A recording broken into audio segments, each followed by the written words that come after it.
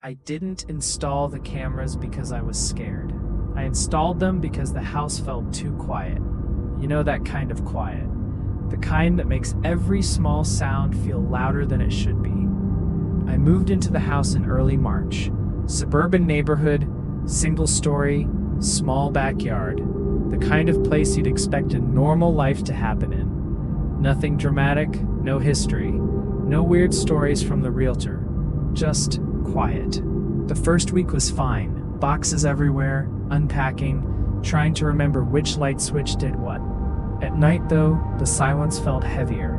No traffic, no neighbors outside, no dogs barking. Just the hum of the refrigerator and the ticking of the thermostat. That's when I ordered the security cameras. Front door, back door, living room, hallway. Not because I thought something would happen, but because I wanted proof that nothing was happening. The first strange thing was small. I woke up one morning and found a glass of water on the kitchen counter, half full. I live alone. I don't leave glasses around, especially not overnight. I stood there for a minute, just staring at it, trying to remember.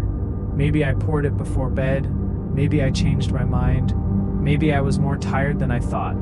I dumped it in the sink and moved on. 2 days later, it happened again.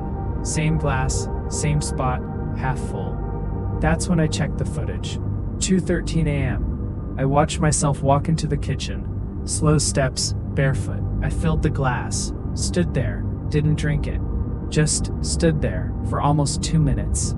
Then I walked back down the hallway, back into the bedroom. I don't remember that. Not even a little. I've never sleepwalked. Not as a kid, not as an adult. I even called my mom to ask. She laughed. "You were the heaviest sleeper on earth," she said. So I told myself it was stress. New house, new routine, brain adjusting. That explanation lasted 3 nights. On the 4th night, I decided to stay awake. I made coffee at 11:30 p.m., turned on the hallway lamp, left my bedroom door open. I sat in bed with my laptop. 2 a.m., 2:07, 2:12, nothing. 2:13. The house stayed still. I felt stupid for expecting something. Around 2:40, I finally went to sleep. The next morning, I checked the footage anyway, just to prove to myself that nothing happened. At 2:13 a.m., the bedroom door opened, and I walked out. I remember that night clearly. I never left the bed, but the camera showed me stepping into the hallway, slow, calm, eyes open. I walked toward the living room, stopped in the middle of the hallway, and turned my head, not toward the kitchen, not toward the front door, toward the hallway camera, and I stared directly into it for 3 minutes. No blinking, no movement, just staring. Then I smiled. Not a big smile, not exaggerated, just a small, controlled smile.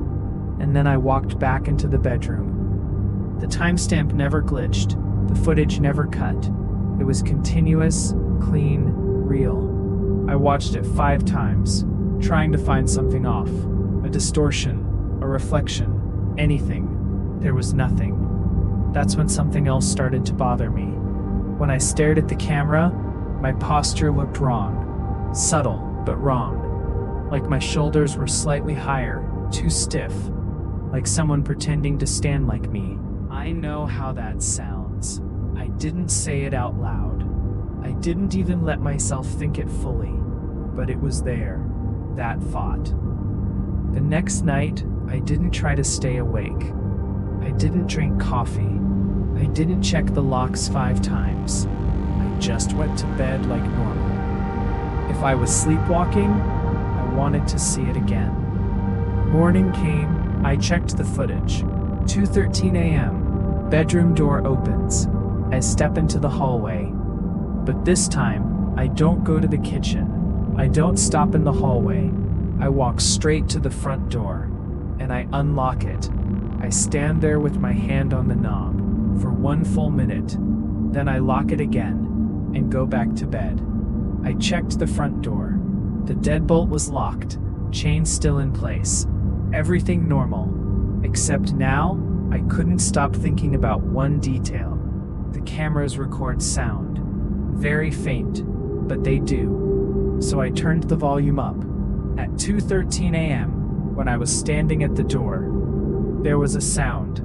Very quiet, almost underneath the microphone threshold, like someone whispering from the other side. I replayed it, again and again. It wasn't clear enough to make out words, but it was rhythmic, like someone speaking calmly, right outside the door. I didn't sleep that night. I sat on the couch, lights on, TV muted, watching the live feed on my phone. 2:12 a.m. My heart was pounding so hard I could feel it in my throat. 2:13. Nothing happened. I was still sitting there, wide awake, on the couch. The hallway camera stayed empty. The bedroom door stayed closed. I almost felt relieved, until I checked the recorded footage the next morning. 2:13 a.m. The bedroom door opened, and I stepped out. But that's impossible, because I was on the couch. I remember the texture of the fabric under my hand, the blue light from the TV screen. Checking the time, 2:13. So who was that, walking down my hallway? I replayed the clip at least 20 times. The version of me on the camera moved differently now. More confident, less hesitant, like it knew exactly where it was going. It walked past the hallway camera, turned left into the living room, and stopped. The living room camera caught the side of my face, except it didn't look like my face. Not exactly. The lighting was low, night mode, green tint, but the proportions felt slightly off.